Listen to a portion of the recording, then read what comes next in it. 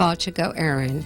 Welcome to Ireland. I invite you to join me in my journey in quest of the Celtic soul.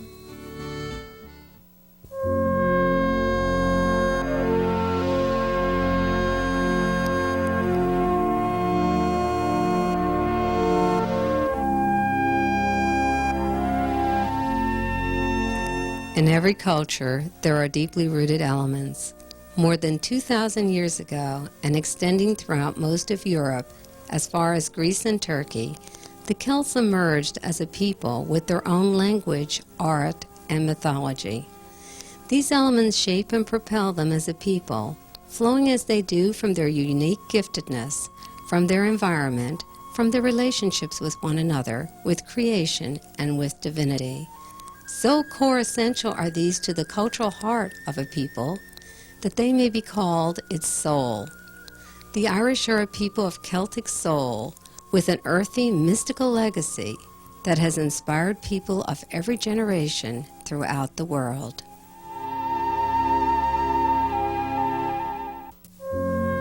I was born in Ireland and live with my family in this lovely cottage in Kerry, near Rathdowney, County Laois.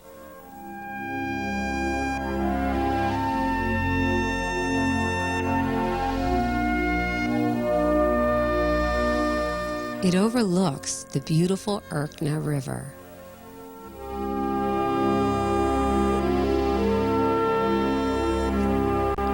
Accompanied by Sister Regina, Dad and I returned to Ireland.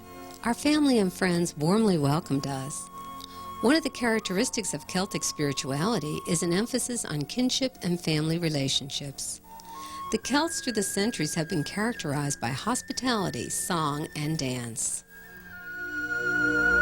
The Celtic soul recognizes the presence of God everywhere. There are prayers of blessing for the land, animals, people,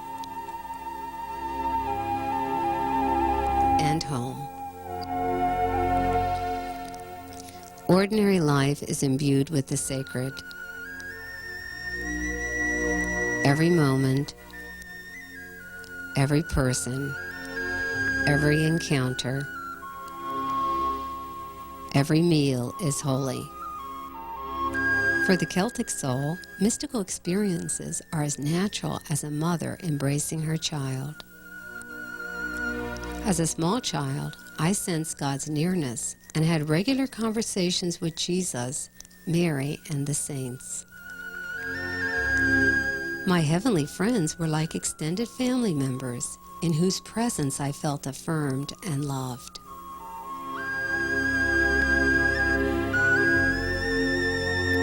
Like candles lighting up the world, the saints, according to Celtic tradition, shared a special spiritual bond with us.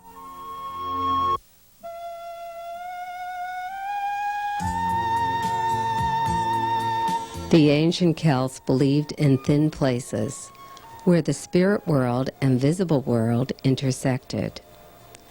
Cemeteries were thin places, connecting the living and the dead, where earth and heaven met. The Irish wake, the beautiful tradition of accompanying the dead person on the journey into eternity, and praying at the graves of family members, are customs that reflect this understanding of thin places. The early Celtic Church believed that the prayers of the dead could help the living.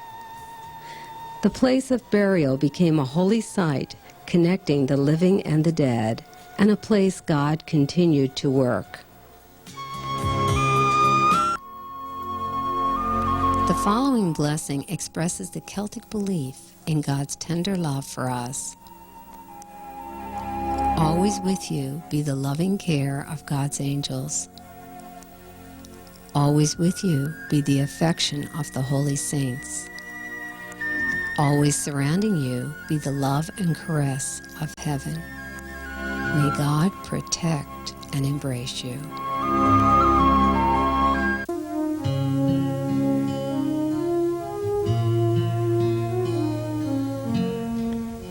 People today receive great inspiration from learning about the ancient stories of the Celtic world. Tralee, home of Siamsa Tire, the National Folk Theatre of Ireland, presents superb performances of music, mime, song, and dance, in which the Irish connect with their sacred story, ever ancient, ever new.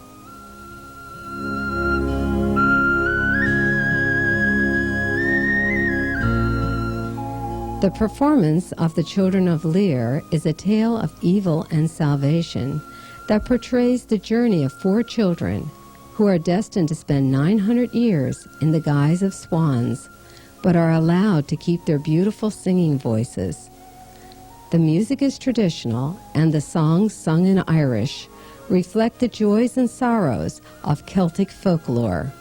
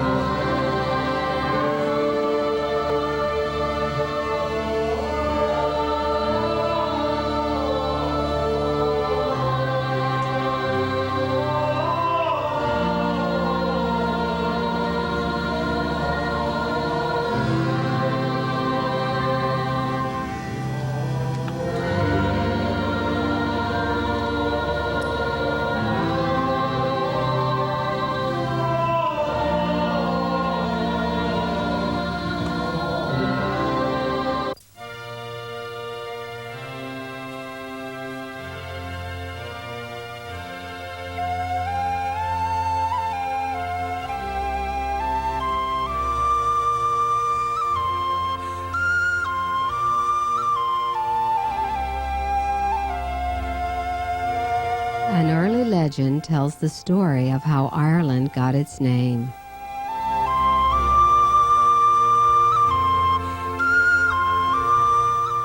The 3 goddesses of Ireland, Bamba, Fotla, and Eru, opposed the coming of the Celts to their land, but accepted them after the warriors agreed to name the land after each one.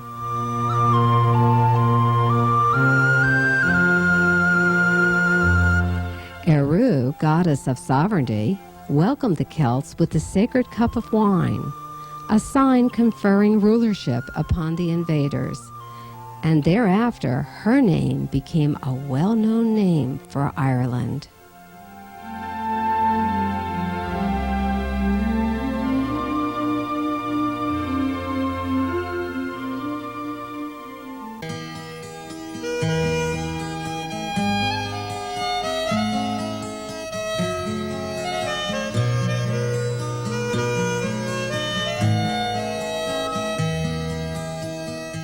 The natural world, with its breathtaking landscape of mountains, trees, and animals, has always been a holy place of ritual, prayer, and blessing, where the spiritual and the mundane worlds meet.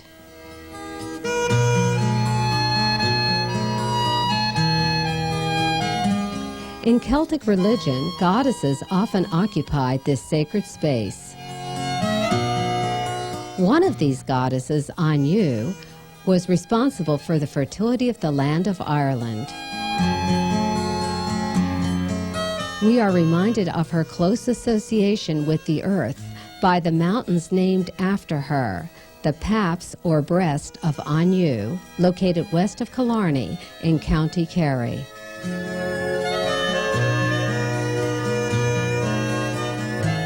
In the Celtic view, to love earth is to love God.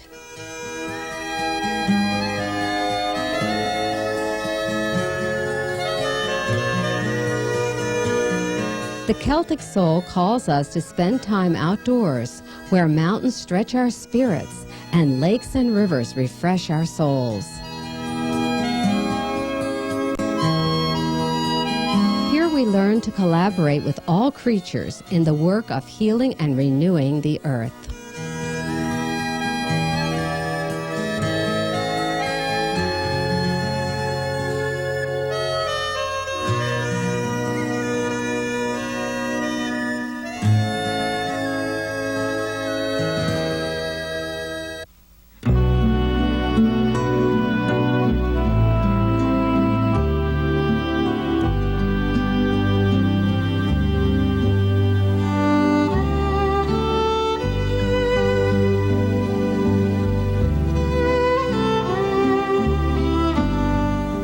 The connection between water and spiritual power is a characteristic of Celtic religion.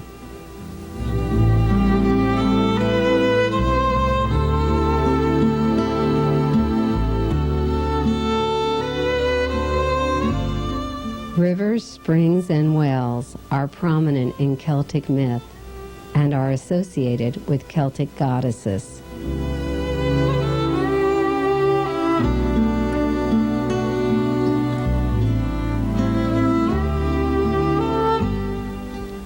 The transition from pagan belief to Christian faith is evident in sacred shrines to the Virgin Mary, where from early days springs and well water were used in prayers for healing.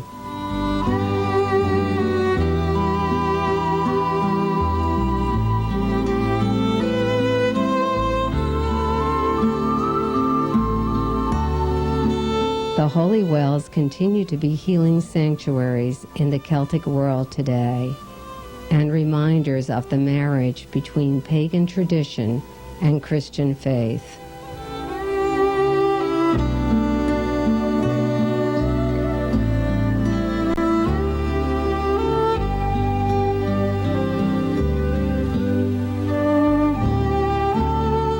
Lady Well, near Balnakill in County Laois, is known for its curative powers.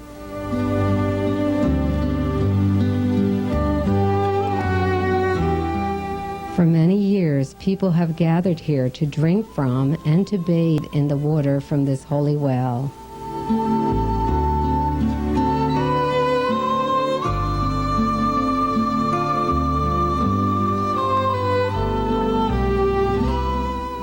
When we are home on holidays, we join our Irish cousins at this festive celebration.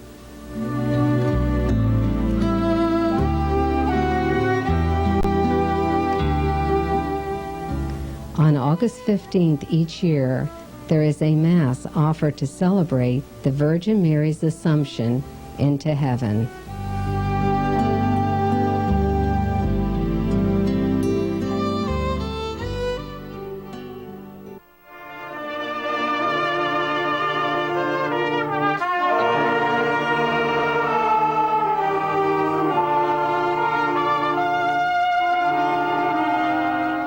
The Ballarone Brass Band plays at this festive occasion.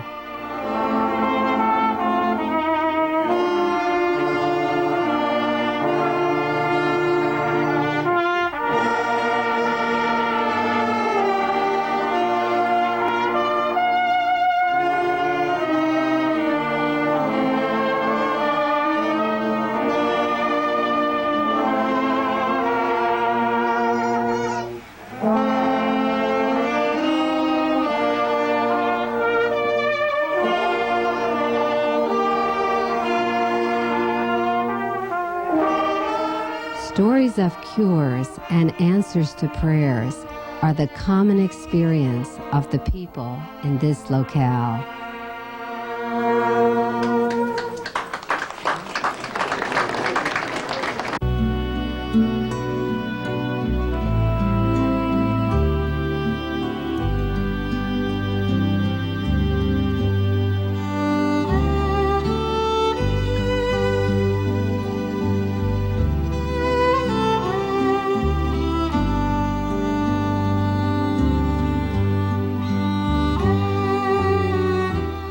Nurturing God.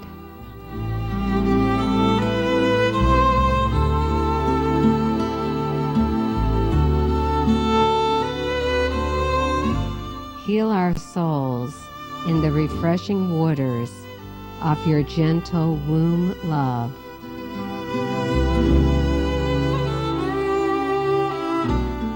Transform the wounds of the past.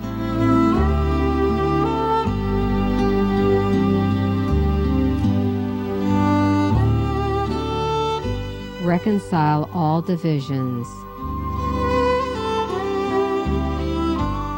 and bring forth a new creation.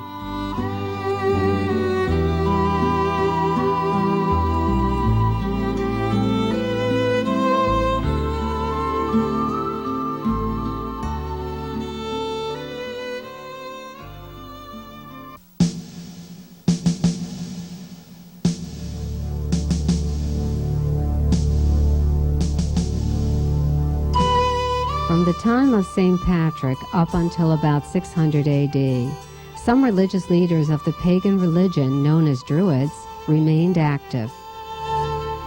Early Celtic Christians were challenged to maintain their Christian ideals in a society of warrior mentality. Over time, the power of the Christian ethic of imitation of the peaceful, loving, and merciful Christ grew, while the popularity of the Druids gradually declined.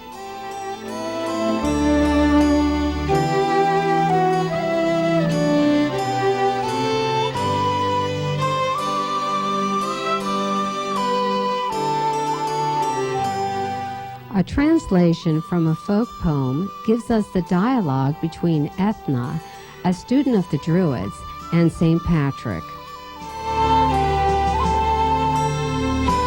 She reveals the yearning of her heart to know the tender God of whom Patrick speaks when she inquires,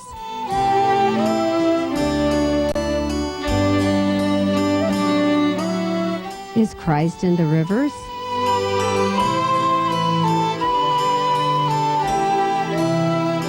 Is Christ in the sea? On the mountains? Or in the valley? Tell me of Christ. Reveal Christ to me."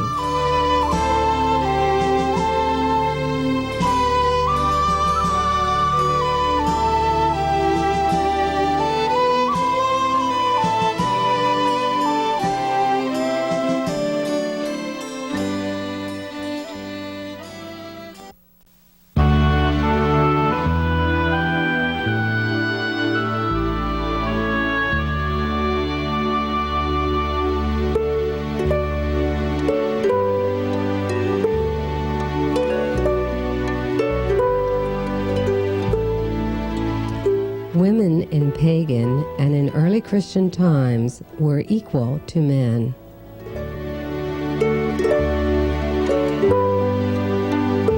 They were leaders, judges, poets, rulers, warriors, teachers, and physicians.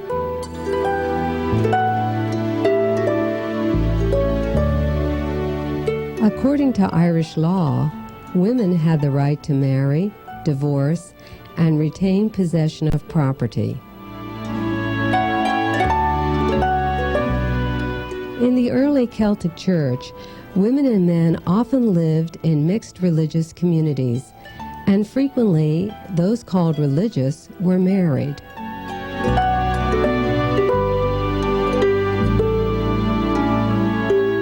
Some scholars believe there is evidence that women presided at Mass and the sacraments.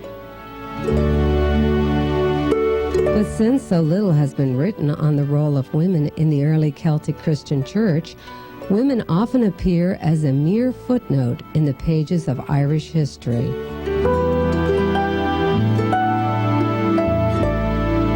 On this pilgrimage, I discovered 4 women, Ita, Gobnet, Canara, and Bridget, who played important roles in converting the Celtic people to the new religion.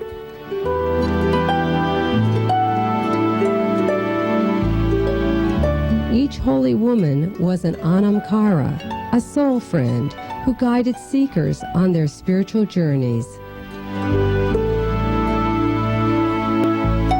Let us visit their sites and reflect on their wisdom for our times.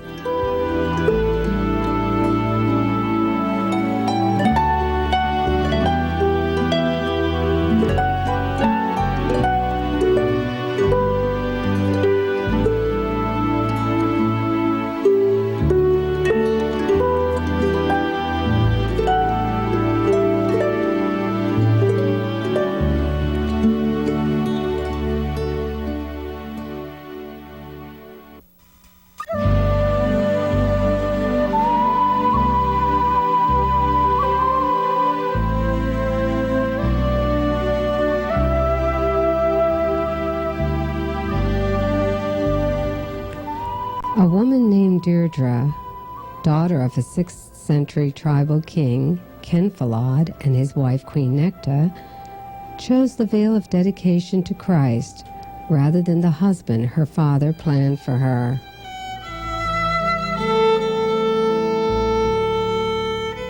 She changed her name to Ita, which means thirst for God.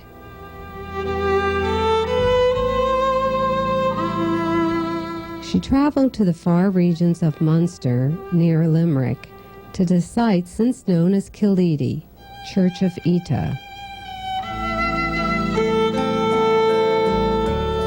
This she did at the age of 18, responding to the direction she received in prayer.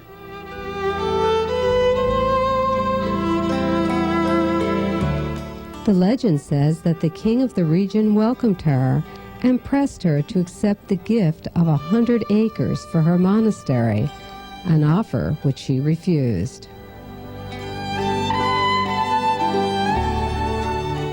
"Give me only 4 acres, she requested. Enough for a monastery and a garden. That is sufficient for a follower of the poor Christ.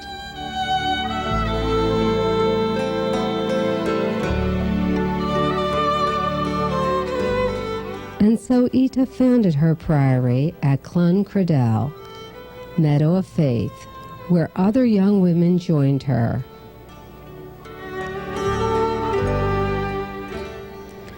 She had a reputation for such extreme fast that an angel had to counsel her to take better care of her body.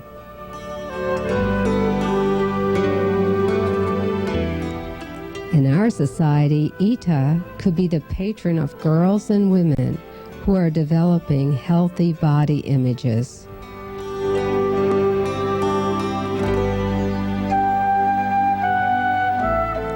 She opened a school for young boys.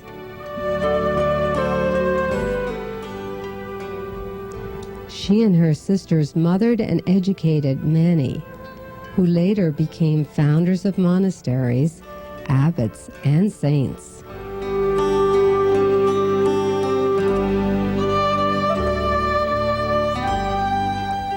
Among them, the most famous was Brendan the Navigator, named by her Brian Finn, meaning bright raindrop, because she saw him as a drop of grace from heaven.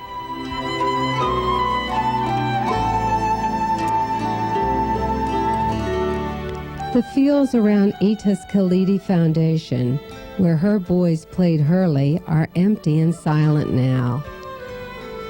But at Ita's shrine, stone walls still mark the site of Clon Credel, and pilgrims still stop there to pray.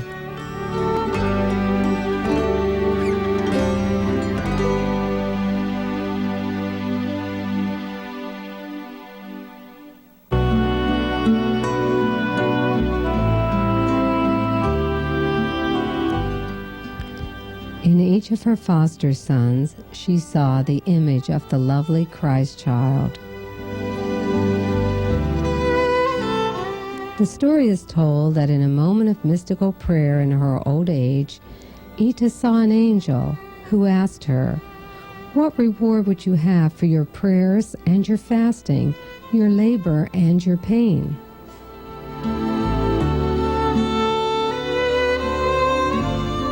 Ita responded that her only longing was to hold the infant Jesus in her arms.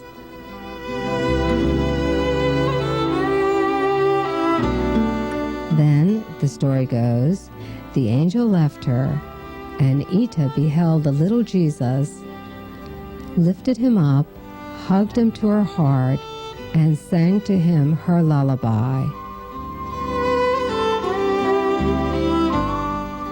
An English version of her song, the first recorded poem of an Irish woman writer, reads,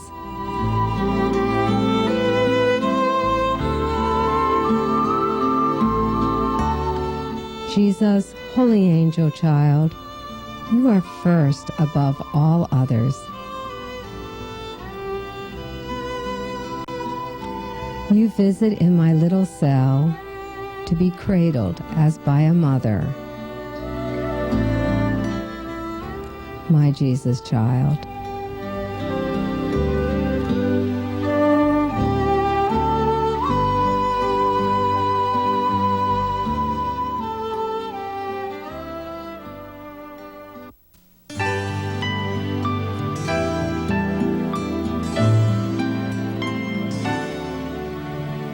St. Gobnet is the patron saint of Ballyvourney, County Cork. Little is known of her early life except that she was a 6th century abbess of a community located 6 miles west of Macroon.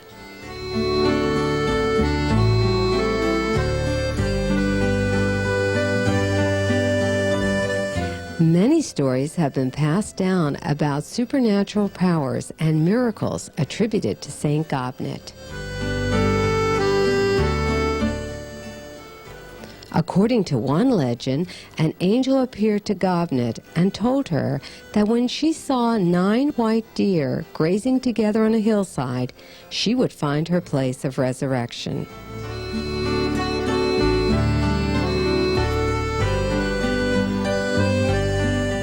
Years later, after traveling around the countryside, Gobnet saw the deer grazing just as the angel had described near Ballyvourney.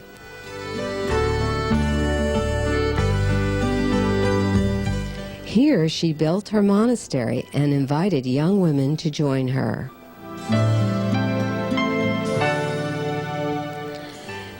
Clusters of wattle huts roofed with straw and surrounded by earthen walls provided shelter for the nuns.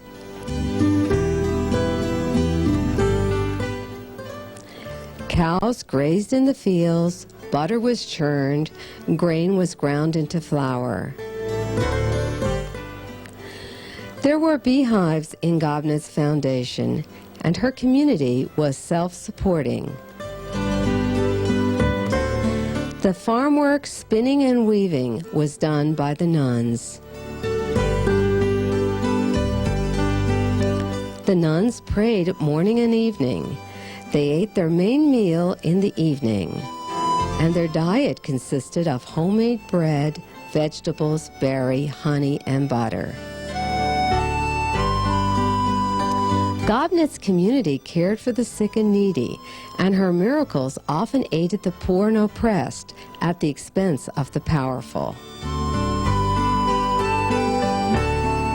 According to one story, rustlers came and stole all the cattle in Ballyvourney. As they were heading westwards, Gobnet sent swarm after swarm of bees to attack them. Terrified, the thieves disappeared. The cattle were saved, and the bees returned to their hives.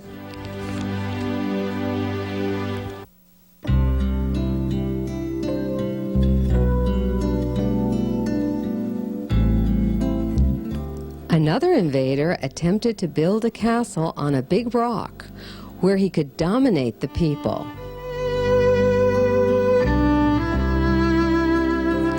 Gobnet threw a heavy bowl each time he'd make another attempt at constructing the site. Finally, the man gave up and left the area. For over 1,300 years, Gobnet's shrine has been a site for pilgrimage and prayer.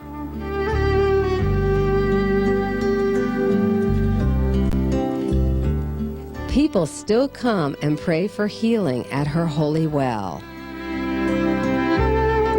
The day we visited, we met a woman named Gobnet, who told us she comes regularly to pray in this holy place.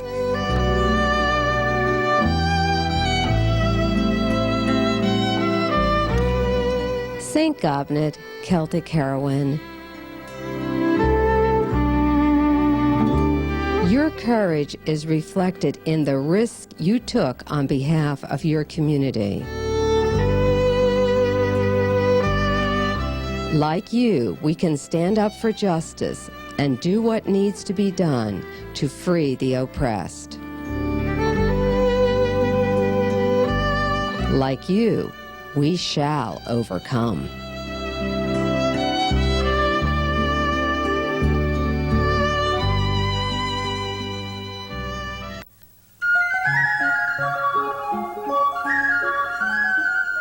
Canara established a monastic Christian center near Bantry Bay. One night during prayer, she had a powerful vision of fire flaming heavenwards over all the churches in Ireland. The brightest flames rose from Scattery Island, where Sinan, a holy monk, lived. It was revealed to Canara that this was where she should go to prepare for her resurrection. The legend follows that with only the light from the fire to lead her, Canara walked upon the sea until she arrived on the island. Sinan welcomed her, but advised her to make her home with a nun living on a neighboring island, since he would have no women on this island.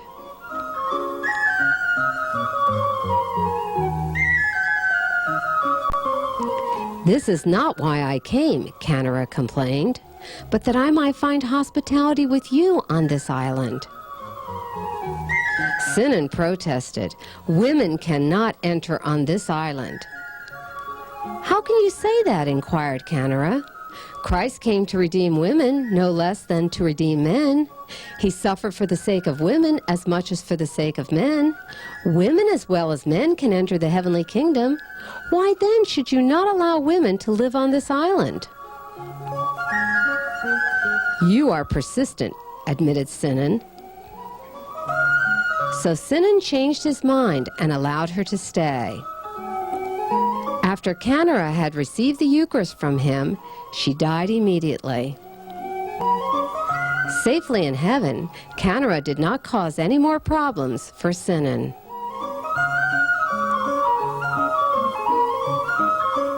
Women and men who believe in equality and partnership in our world would relate well to Canara's story. This gutsy Irish lady would be a great patron saint for 21st century feminists who work for equality and justice for women in church and society.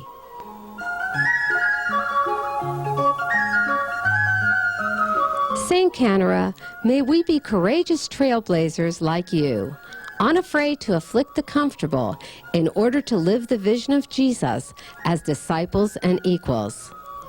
Lead us to the God of relationships that we may, like soul friends, accompany one another through the journey of life.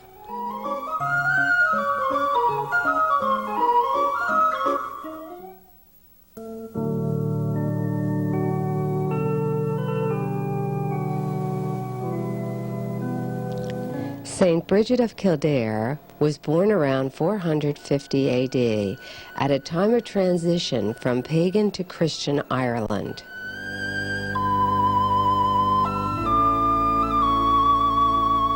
She was the daughter of an Irish chieftain and a pagan slave woman.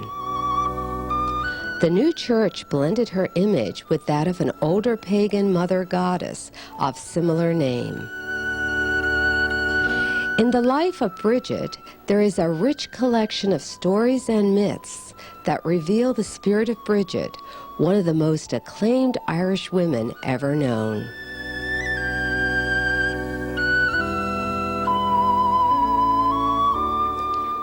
Saint Bridget is said to have been baptized and named by angels. She is midwife to Mary, delivering Jesus in the stable and placing on his brow 3 drops of spring water. Like the mother goddesses of Irish myth, Bridget was known for her ability to promote fertility. She cured frigidity in women and was the patron of pregnant women.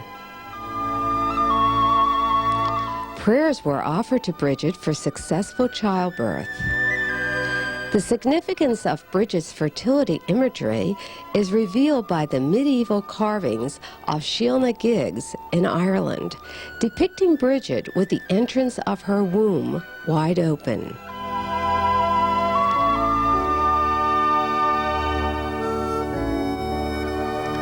According to legend, Saint Bridget, accompanied by her favorite cow, walked around the countryside on January 31st, the eve of her feast, bestowing her blessing on farm animals and homes alike. Up to our time, Saint Bridget is known as protector of livestock and guardian of the harvest. She is also known as patron saint of pilgrims and travelers. Saint Bridget advocated the Celtic practice of having an anamcara, or soul friend, to share the spiritual treasures of the inner life. Anyone without a soul friend, she advised, is like a body without a head.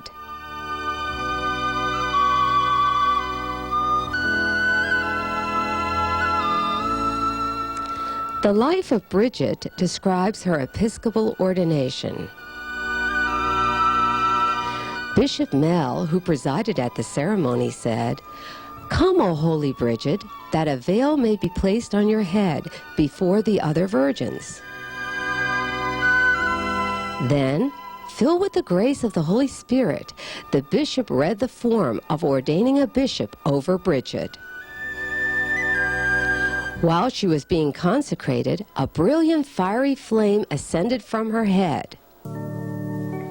Michaela, Bishop Mell's assistant, complained that a bishop's rank was bestowed on a woman. Bishop Mell argued, "But I do not have any power in this matter. That dignity has been given by God to Bridget beyond every other woman." Henceforth, from that time to now, the Irish people have given episcopal recognition to Bridget's successor. Kildare is a town still alive with the spirit of St. Bridget. This 13th century cathedral was built on the site of St. Bridget's original Church of the Oak. According to Cogitosus, who wrote his life of St. Bridget in 650 AD, Bridget founded a double monastery or mixed community of women and men here. In these mixed houses, women and men raised their children in the service of God. These double monasteries were a common phenomena in the Celtic world. Bridget invited Conlad, a friend and bishop, to help her administer the Kildare community. The authority in these religious houses of women and men usually resided with the abbess.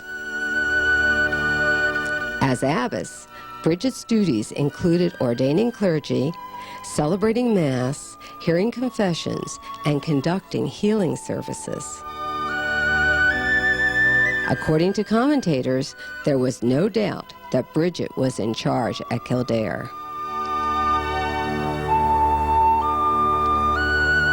Still in existence are the foundations of the fire temple, where Bridget's sisters tended the flames from the 6th century until the destruction of the monasteries in the 16th century. The fire temple suggests the monastery was built upon a Druidic sanctuary. Fire imagery associated saints like Bridget with divine power. From that time until ours in Celtic lands, Bridget is the patron saint of the family hearth where a peat fire burns. Sister Mary Meehan, a Bridgetine sister, was our guide in Kildare. The Bridgetine Sisters, founded in 1807, are a restoration of the ancient order of Bridget. In 1992, they came to Kildare to reconnect with their roots and to reclaim Bridget in a new way for a new millennium. The following year, 1993, the flame of Bridget was relit by the Bridgetine Sisters. We gathered with the friends of Bridget around the flame of Bridget at her well to pray for the healing of the rivers of Ireland. The spirit of Bridget of Kildare lives on in the Friends of Bridget and in people who work for the full equality of women, in those who work to conserve the earth, and in those who promote peace, reconciliation, and justice. Familiar in Irish homes is the Bridget cross, an off-center cross of woven reeds, which Bridget is said to have woven as she sat beside her father's deathbed, praying and comforting him. The process of making Bridget's cross is a popular custom and ritual today. When completed, the cross is sprinkled with holy water, placed over the door, and blessed. The cross serves as a sign of divine providence. In Ballybuggy, near Rathdowney in County Laois, I discovered a Bridget rock in a back pasture. Joe Davy, a cousin, led us there because he had experienced healing of an ear problem after praying at this holy place. According to legend, Bridget passed through this field and placed her head and hands in this rock. Since then, local people come here to pray for healing. On the day of our visit, my relatives joined me in placing our heads on the stone and our hands in the rock as we prayed at this sacred shrine.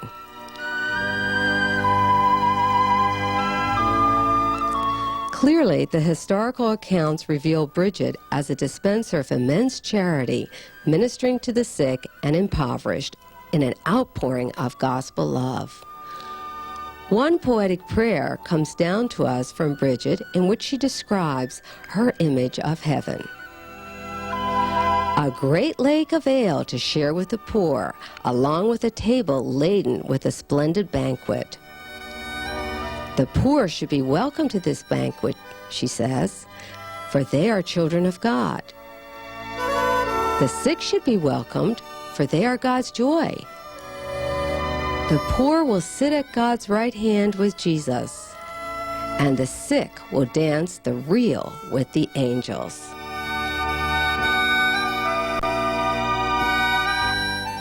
Saint Bridget, you are a woman of peace. You brought harmony where there was conflict. You brought light in the darkness. You brought hope to the downcast. May the mantle of your peace cover those who are troubled and anxious. And may peace be firmly rooted in our hearts and in our world. Inspire us to act justly and to reverence all God has made. Bridget, you are a voice for the wounded and the weary. Strengthen what is weak within us. Calm us into a quietness that heals and listens. May we grow each day into greater wholeness in mind, body, and spirit. Amen.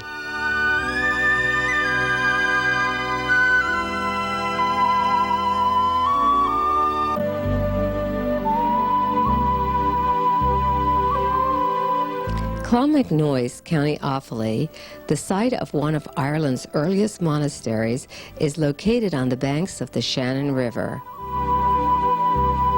It was originally very large, consisting of at least 13 churches and more than 100 houses. Many kings of Tara and Connacht were buried here. This monastery was founded by St. Kiernan, a disciple of St. Finian of Clonard, who came here in 545 AD. 7 months later, St. Kiernan died, and shortly after his death, his grave became a popular place of pilgrimage for people from all over the island. It is now a National Heritage Site that attracts visitors from all over the world.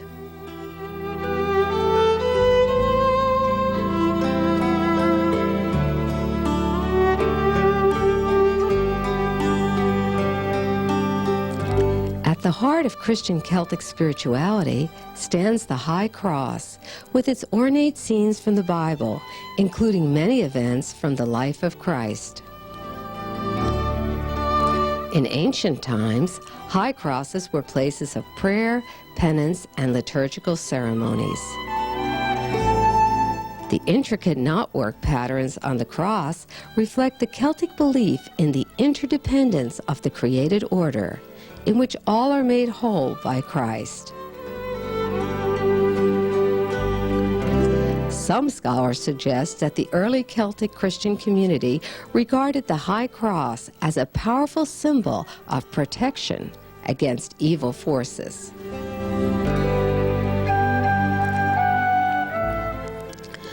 On its high spot in this thin place, Clonmacnoise looks down on Shannon River's source, this Celtic cross. 1,500 years of faith surrounding, in holy stones, on holy ground, monastic founding. In circles centered, womb-like, eye-like, encircling me, Christ's love enfolding all creation eternally.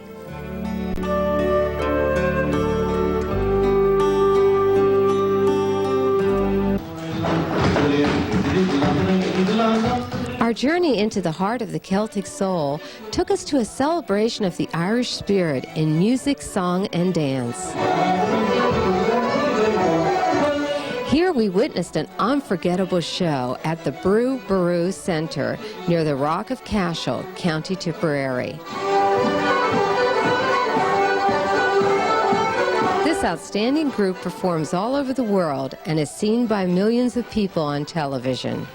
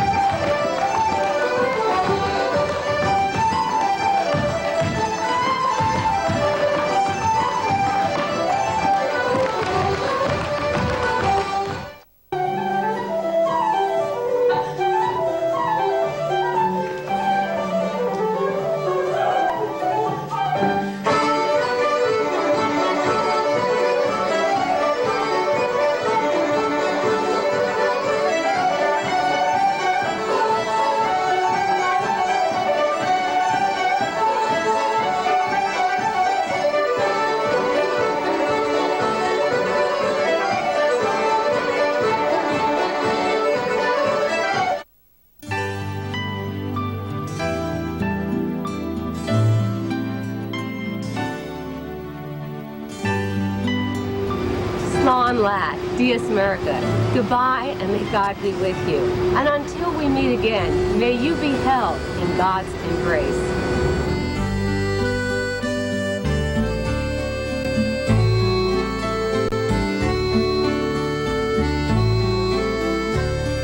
May the cross of Bridget protect you. May the blessing of the light of Bridget be on you. Light within and light without. May the fire of Bridget shine on you and warm your hearts until they glow like great fires, so that friends and strangers may come and warm themselves at it.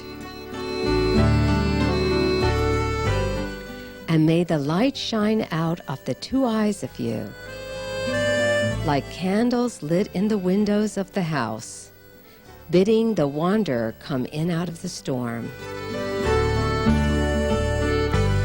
May the blessing of the light of God and Bridget light up your way.